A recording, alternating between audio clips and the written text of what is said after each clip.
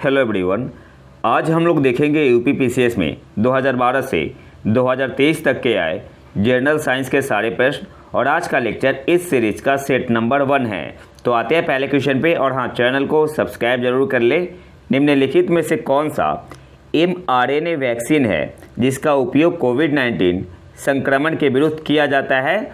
तो option C आपका यहाँ पे सही आंसर होगा, मॉडर्ना। और यहाँ पे आपको एक और पॉइंट याद रखना है, जो mRNA है इसमें m का मतलब क्या हुआ? m stands for messenger. ये भी आपसे एग्जाम में पूछ सकता है, मैसेंजर। अगले क्वेश्चन पे आते हैं। निम्नलिखित में से किसे हंसी पैदा करने वाली गैस के रूप में जाना जाता है? तो गिवन ऑप्शन में ऑप्शन है आपका यहाँ पे सही आंसर हो जाएगा, नाइट्रस ऑक्साइड। कैसे लिखते हैं? N2O। निम्नलिखित में से किसे हंसी पैदा करने वाली गैस के रूप में जाना जाता है? तो लाफिंग गैस किसे बोलते हैं? नाइट्रस ऑक्साइड को। ऑप्शन है आपका यहाँ पे सही आंसर होगा। इसके अलावा एक और इम्पॉर्टेंट पॉइंट आपको याद रखना है करंट अफेयर के संदर्भ में, N2O नाइट्रस ऑक्साइड उत्सर्जन में टॉप पे कौन है? टॉप पे है चीन और भारत है सेकेंड पोजीशन पे। अगले क्वेश्चन पे आते हैं। निम्नलिखित में से प्राकृतिक रेशम का एक घटक कौन है? तो गिवन ऑप्शन में ऑप्शन सी आपका यहाँ पे सही आंसर होगा, नाइट्रोजन। निम्नलिखित में से नेचुरल सिल्क प्राकृतिक रेशम का एक घटक कौन है? तो ऑप्शन सी आपका यहाँ पे सही आंसर होगा, नाइट्रोजन। अब यहाँ से कुछ इंपॉर्टेंट पॉइंट देख लेते हैं। जो आपका प्राकृतिक रेशम होता है इसमें दो मेन प्रोटीन होते हैं, एक आपका होता है फिब्रोइन और एक होता है सेरिसिन। जो दो मेन प्रोटीन होती है प्राकृतिक रेशम में कौन कौन से हैं? फिब्रोइन और सेरिसिन। और प्रोटीन एमिनो एसिड से बना होता है। एमिनो एसिड का फार्मूला क्या होता है?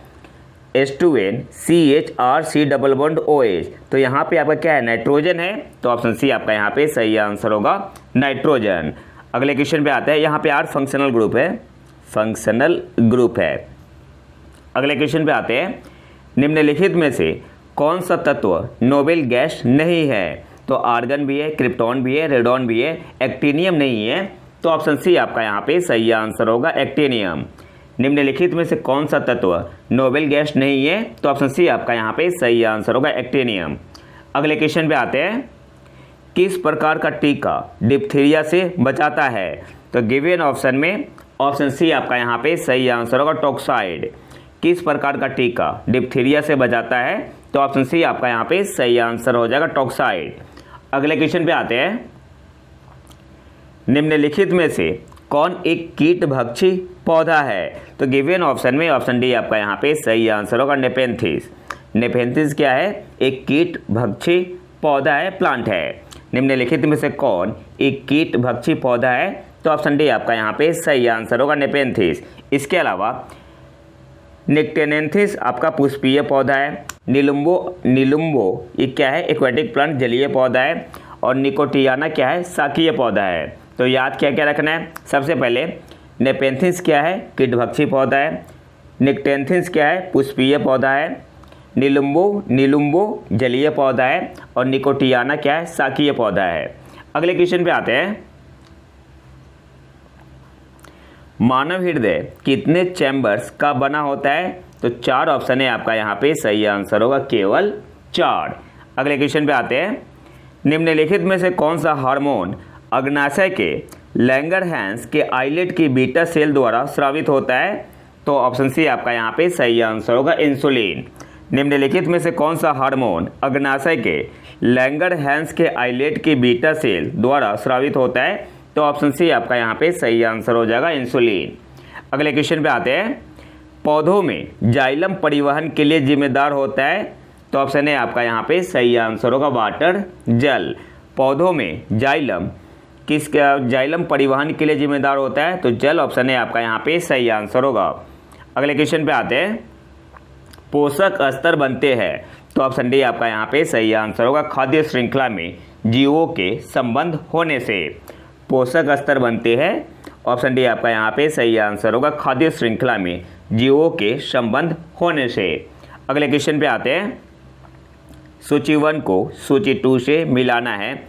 एक तरफ आपका दिया हुआ है व्याधि, दूसरी तरफ इसका कारक क्या है? तो जो पेप्टिक व्रण है इसे हम लोग बोलते हैं अल्सर। मैं यहाँ पे लिख दे रहा हूँ अल्सर। तो ये आपका होता है किसकी वजह से? बैक्टीरिया जीवाणु की वजह से। तो ए का आपका क्या हो जाएगा? चौथा। डेंगू आपका होता है विषाणु की वजह से, वायरस की वजह से। तो बी का आपका हो जाएगा पहला। फिलपाँव आपका होता है कृमि की वजह से, तो आपका ये हो जाएगा तीसरा। सी का आपका क्या हो जाएगा? सी का तीसरा हो जाएगा। और मलेरिया प्रोटोजोआ की वजह से, तो डी का आपका हो जाएगा दूसरा। डी का आपका हो जाएगा दूसरा। 4132 कौन से ऑप्शन में है? तो ऑप्शन सी आपका यहाँ पे सही आंसर होगा। अगले क्वेश्चन पे आते हैं। मैचिंग करना है। एक तरफ आपका क्षेत्र दिया हुआ है, दूसरी तरफ अनुमति योग्य शोर स्तर। तो आवासीय क्षेत्र में कितना होता है? 55 डेसिबल होता है। तो ए का आपका हो जाएगा दूसरा। ए का आपका क्या हो जाएगा? दूसरा। शांत क्षेत्र के लिए कितना होता है? 50 डेसिबल। तो बी का आपका हो जाएगा पहला। बी का पहला। औद्योगिक क्षेत्र के लिए कितना होता है? तो औद्योगिक क्षेत्र के लिए होता है 75 डेसिबल। औद्योगिक क्षेत्र के लिए होता है 75 डेसिबल। तो यहाँ पे आप मान लो कि चलो 70 मान लो। तो सी का आपका हो जाएगा चौथा। सी का चौथा हो जाएगा। डी क्या है? व्यापारिक क्षेत्र है। तो व्यापारिक क्षेत्र के लिए कितना होता है? ये आपका होता है 65 डेसिबल। 65 डेसिबल। डी का तीसरा।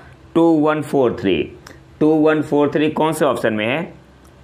2143। तो ऑप्शन डी आपका यहाँ पे सही आंसर होगा। अगले क्वेश्चन पे आते हैं।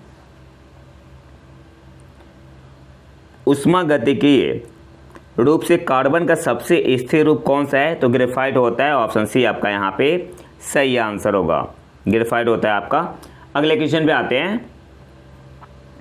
निम्नलिखित युग्मों में से कौन सा एक सुमेलित नहीं है? लेंस की क्षमता डायोप्टर में मेजर करते हैं। अच्छा, फॉर्मूला क्या होता है? पावर का, लेंस के पावर का 1/f।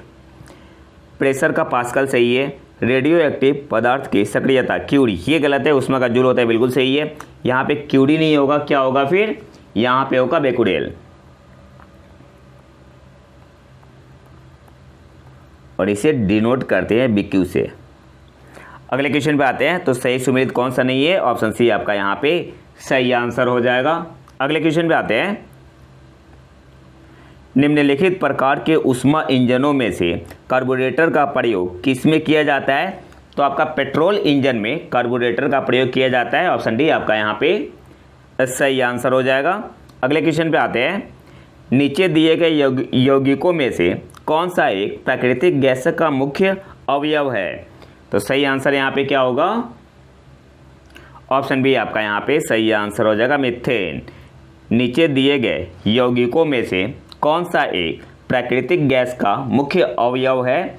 तो ऑप्शन बी आपका यहाँ पे सही आंसर होगा, मीथेन। मीथेन को कैसे लिखते हैं? एल्केन ग्रुप का है। यहाँ पे सारे जो है ऑप्शन में ए, बी और सी एल्केन ग्रुप के हैं, ठीक है, एल्केन ग्रुप के हैं। और एल्केन ग्रुप का फॉर्मूला क्या होता है? CnH2n+2। मीथेन के लिए n=1 होता है, तो CH4 हो जाएगा। फिर आपका हेक्सेन के लिए n क्या होता है? 6 होता है, तो C6H14 हो जाएगा। ब्यूटेन के लिए क्या होता है? 4 होता है, तो C4H10 हो जाएगा। n की वैल्यू यहाँ पे 4 पुट करो तो क्या आएगा? C4H10। और बेंजीन का क्या होता है? बेंजीन का होता है C6H6। अगले क्वेश्चन पे आते हैं।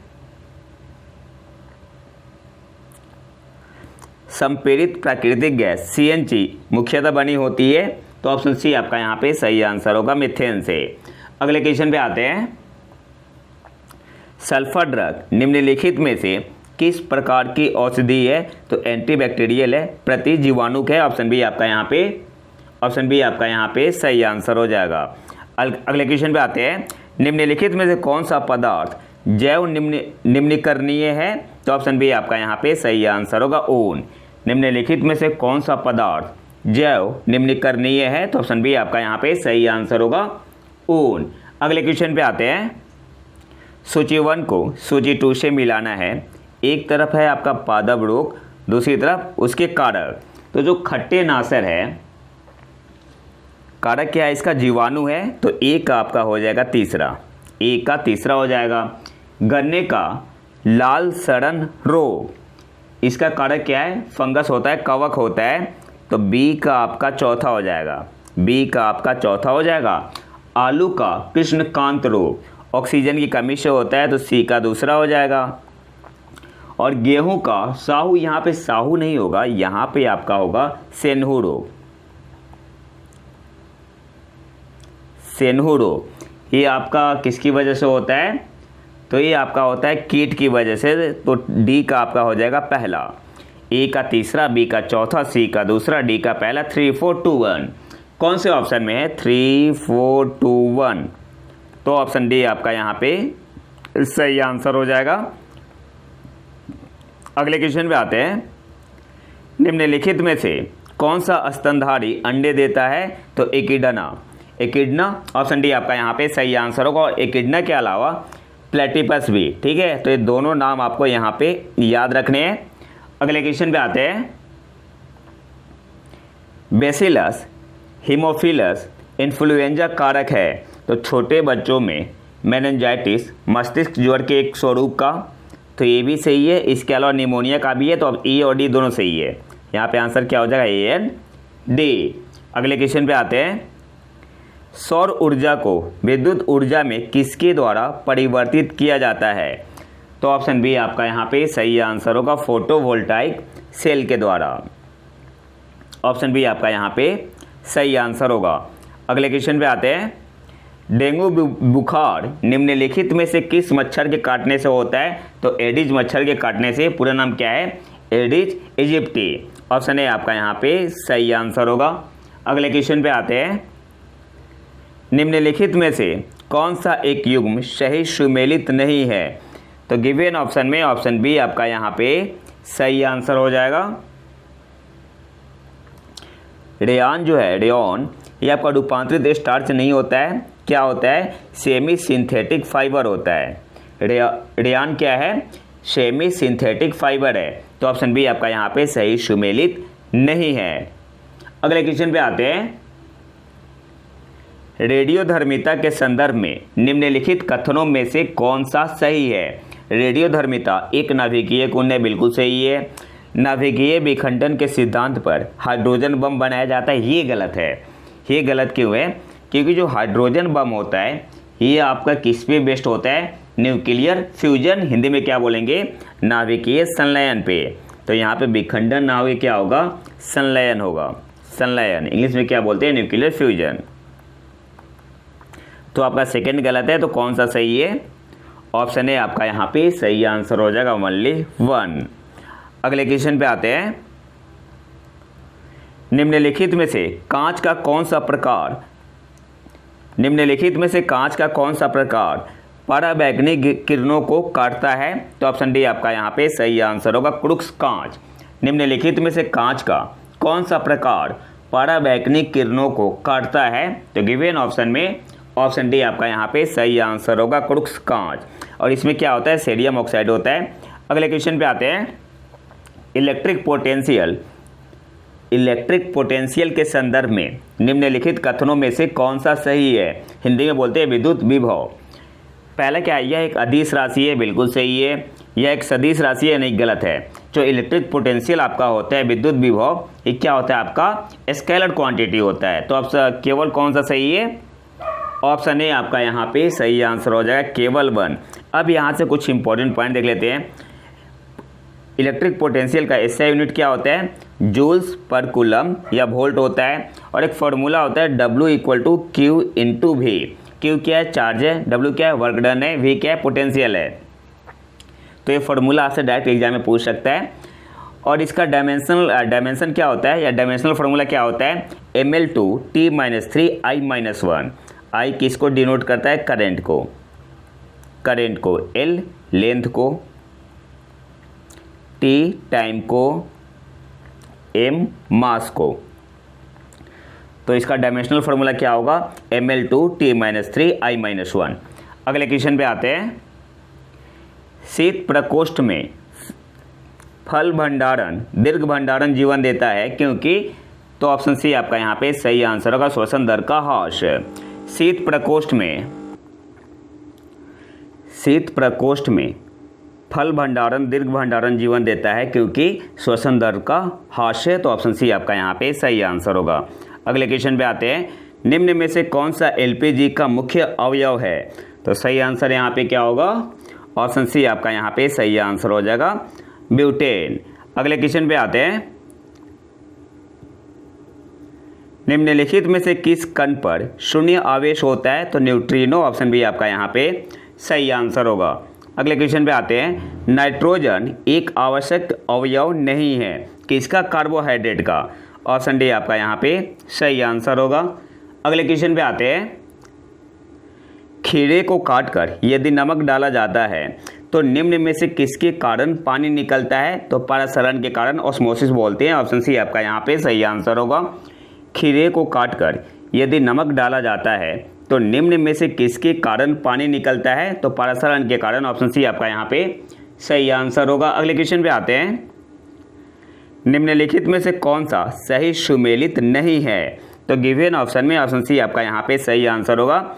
दूध का खट्टा होना नाइट्रिक अम्ल गलत है, यहाँ पे आपका होगा लैक्टिक एसिड, यहाँ पे लैक्टिक एसिड होगा। अगले क्वेश्चन पे आते हैं, रक्त में शर्करा का स्तर सामान्यतः प्रदर्शित किया जाता है मिलीग्राम प्रति डेसीलीटर के रूप में, ऑप्शन बी आपका यहाँ पे सही आंसर होगा। अगले क्वेश्चन पे आते हैं, रक्त में निम्नलिखित में से किसकी उपस्थिति के कारण ब्लू बेबी सिंड्रोम होता है? तो मिथेमोग्लोबिन के कारण, ऑप्शन बी आपका यहाँ पे सही आंसर होगा। अगले क्वेश्चन पे आते हैं, बोटुलिज्म क्या है? तो भोज्य पदार्थ से होने वाला विषैलापन, ऑप्शन बी आपका यहाँ पे सही आंसर होगा। अगले क्वेश्चन पे आते हैं, राइबोफ्लेविन की कमी से निम्न में से कौन सा रोग होता है? विटामिन B2 का आपका रासायनिक नाम क्या है? राइबोफ्लेविन है, और इसकी कमी से कौन सा रोग होता है? तो गिवन ऑप्शन में ऑप्शन डी आपका यहाँ पे सही आंसर हो जाएगा, चेलोसिस। अगले क्वेश्चन पे आते हैं, इसमें होट पड़ता है। अगले क्वेश्चन पे आते हैं, निम्नलिखित में से कौन सा युग्म सही सुमेलित नहीं है? तो गिवन ऑप्शन में संतरा में विटामिन सी होता है, यहाँ पे क्या है? विटामिन ए है, तो ऑप्शन ए आपका यहाँ पे सही आंसर हो जाएगा। अगले क्वेश्चन पे आते हैं, निम्नलिखित में से कौन सा रोग मच्छर वाहित नहीं है? तो निद्रा रोग, ऑप्शन सी आपका यहाँ पे सही आंसर होगा। क्यों होता है? तो सीसी मक्खी के कारण काटता है तो होता है, और कारक क्या है? इसका प्रोटोजोआ है। अगले क्वेश्चन पे आते हैं, निम्नलिखित में से किस कुल के पौधे से टापा कपड़ा बनाया जाता है? तो मोरेसी, ऑप्शन बी आपका यहाँ पे सही आंसर होगा। अगले क्वेश्चन पे आते हैं, फेफड़ों में गैसीय विनिमय का स्थल है? तो एल्वियोलाई, ऑप्शन डी आपका यहाँ पे सही आंसर होगा। फेफड़ों में गैसीय विनिमय का स्थल है एल्वियोलाई, ऑप्शन डी आपका यहाँ पे सही आंसर होगा। अगले क्वेश्चन पे आते हैं, सामान्य दृष्टि के लिए निम्नलिखित में से कौन सा विटामिन आवश्यक होता है? तो रेटिनॉल, ऑप्शन डी आपका यहाँ पे सही आंसर होगा, और रेटिनॉल विटामिन ए का रासायनिक नाम है। सही आंसर यहाँ पे क्या हो जाएगा? Option D. अगले क्वेश्चन पे आते हैं, नीचे दो कथन दिए गए हैं जिसमें से एक को अभिकथन और दूसरे को कारण कहा गया है। अभिकथन क्या है? मानव शरीर अपने लिए आवश्यक के सभी विटामिनों का संश्लेषण कर लेता है, गलत है। कारण क्या है? शरीर के उचित विकास के लिए विटामिन अनिवार्य होते हैं, हाँ बिल्कुल सही है। तो सही आंसर यहाँ पे क्या होगा? ये गलत है, ये गलत है, किंतु अर्थ सत्य है, ऑप्शन डी आपका यहाँ पे सही आंसर होगा। अगले क्वेश्चन पे आते हैं, फायर अलार्म में निम्नलिखित में से किसका उपयोग किया जाता है? तो सही आंसर क्या होगा? फोटोसेल का, ऑप्शन ए आपका यहाँ पे सही आंसर होगा। अगले क्वेश्चन पे आते हैं, निम्नलिखित में से कौन सा बहुलक पॉलीमर एक थर्मोप्लास्टिक नहीं है? तो गिवन ऑप्शन में ऑप्शन बी आपका यहाँ पे सही आंसर होगा, नियोप्रीन। नियोप्रीन जो है आपका क्लोरोप्रीन का उच्च बहुलक है, और क्या है? ये आपका एक कृत्रिम रबर है, ठीक है, ना कि थर्मोप्लास्टिक। तो ऑप्शन बी आपका यहाँ पे सही आंसर होगा। अगले क्वेश्चन पे आते हैं, नीचे दो कथन दिए गए हैं जिनमें एक को कथन तथा दूसरे को कारण कहा गया है। कथन क्या है? सुक्रोज की अपेक्षा प्रतीप शर्करा इन्वर्ट शुगर अधिक मधुर होती है। तो हाँ, कथन सही है। कारण क्या है? प्रतिप शर्करा इन्वर्ट शुगर को सुक्रोज के जल अपघटन से प्राप्त किया जाता है। तो यहाँ पे ए और आर दोनों सही है, लेकिन ए और आर दोनों सही है, परंतु आर ए की सही व्याख्या नहीं है। तो ऑप्शन बी आपका यहाँ पे सही आंसर होगा। अगले क्वेश्चन पे आते हैं। मैच करना है, एक तरफ धातु है, दूसरी तरफ उसका गुणधर्म। तो सोडियम Na से डिनोट करते हैं, इसका होगा आपका चौथा। चाकू से आसानी से काटा जा सकता है, तो ए का चौथा हो गया, ए का आपका हो जाएगा चौथा। पारा, तो पारा आपका क्या होगा? कमरे के ताप पर द्रव। बी का आपका क्या हो जाएगा? दूसरा। बी का आपका हो जाएगा दूसरा। फिर आपका है चांदी, विद्युत का अच्छा सुचालक है, सी का पहला हो जाएगा। और सीसा, लेड, ये आपका उष्मा का कुचालक है, तो डी का तीसरा हो जाएगा। 4213 कौन से ऑप्शन में है? 4213 ऑप्शन सी आपका यहाँ पे सही आंसर होगा। अगले क्वेश्चन पे आते हैं। निम्नलिखित में से कौन सा कृत्रिम पदार्थ नहीं है? तो फाइब्रोइन ऑप्शन है आपका यहाँ पे सही आंसर होगा। अगले क्वेश्चन पे आते हैं।